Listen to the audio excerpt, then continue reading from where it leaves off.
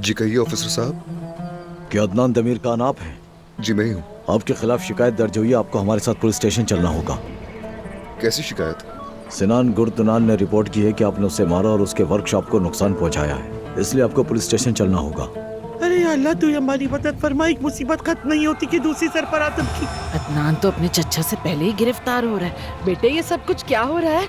हुरिया साहब जमरुद को मत बताइएगा वरना वो परेशान हो जाएगी। मैं जल्द वापस आऊंगा। ठीक है मेरी जान।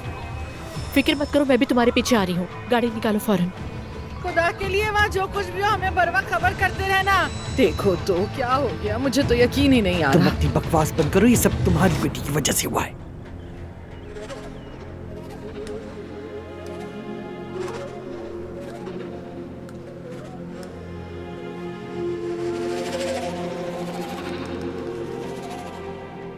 सोहा क्या वो सब ठीक तो है ना? मेरी अम्मी, मेरे बाबा ने उनके साथ इतनी ज्यादतियां की फिर भी उनका दिफा करती हैं। वो उस आदमी को बचा रही है जिसने अपने बच्चों को तकलीफ दी, क्योंकि मैंने सच बोल दिया। अरे हुआ क्या है? उन्होंने अपनी उस बेटी को भुला दिया जिसकी जिंदगी उसके बाबा ने जहन्नुम बना दी थी, क्योंकि उन्हें लगता है कि बाबा अपनी ताकत और महल खो देंगे। तो ठीक है ना, इसका मतलब तुम जैसा अपने बाबा को समझती हो वो नहीं समझती। वो अच्छी तरह समझती हैं, मगर उनके लिए मानना आसान नहीं। इस निजाम ने औरतों को अपने आप से दूर कर दिया है। वो अपने जालिम शौहर का साया बन के रहेंगी।